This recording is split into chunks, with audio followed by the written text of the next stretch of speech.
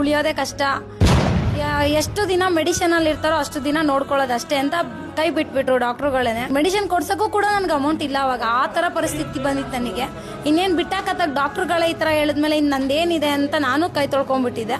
ಅಷ್ಟರಲ್ಲಿ ಇಲ್ಲಿಗೆ ಬಂದ್ಮೇಲೆ ಈ ತರ ಕರ್ಕೊಂಡು ಬಂದ್ರು. ಇಲ್ಲಿಗೆ ಬಂದ್ಮೇಲೆ ಇವ್ರಿಗೆ ತಾಯಿ ಕಾಳಿಕಾಂಬ ದೇವಿ ಕಂಡ್ಬಿಟ್ಟು ನನ್ನ ಕಷ್ಟ ಎಲ್ಲ ಪರಿಹಾರ ಮಾಡ್ಕೊಂಡಿದ್ದಾಳೆ. ನಂಗೆ ಒಳ್ಳೇದು ಮಾಡಿದ್ದಾರೆ.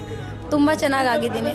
ಫಸ್ಟ್ ಟೈಮ್ ಬಂದಾಗ ನನಗೆ ನಡೆಯೋದಕ್ಕೂ ಆಗ್ತಾ ಇರಲಿಲ್ಲ. ಬ್ಲ್ಯಾಕ್ ಮ್ಯಾಜಿಕ್ ಆಗಿರೋ ಕಾರಣ ನನಗೆ ಕೈ ಕಾಲು ಎರಡು ಸುಸ್ತು. ನನಗೆ ಎದ್ದೇಳಕ್ಕೆ ಆಗ್ತಾ ಇರಲಿಲ್ಲ ಬೆಡ್ಡಿಂದ ಕೂಡ. ಸಂಡೇ ಅಂಜನಾ ಶಾಸ್ತ್ರ ಹೇಳ್ತಾರೆ.